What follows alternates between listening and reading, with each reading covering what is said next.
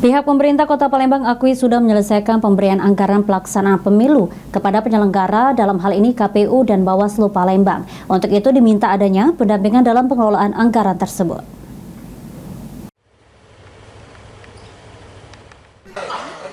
Sebagai bentuk dukungan dalam pelaksanaan pemilu pada Februari 2024 ini, pihak pemerintah Kota Palembang mengakui sudah menyelesaikan pemberian anggaran pelaksanaan pemilu kepada penyelenggara, dalam hal ini KPU dan Bawaslu Palembang.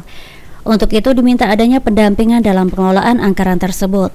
Diutarakan PJ Wali Kota Palembang Ratu Dewa, Pemkot Palembang sudah menyelesaikan dan memberikan anggaran 40% dari APBD saat masuk tahapan pemilu dan 60% pada tahun 2024 untuk pelaksanaan pemilu, sesuai dengan surat edaran Kemendagri. Dengan anggaran yang sudah diberi, diminta ke pihak KPU untuk melakukan persiapan lebih baik, utamanya dalam penanganan pemungutan suara di batas wilayah.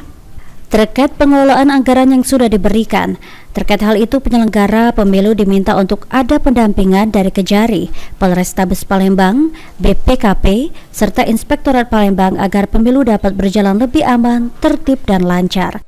Terkait dengan anggaran, semuanya sudah kita support, mulai dari kemarin di 2023 40% dan di 2024 60%. Ini semua sudah clear.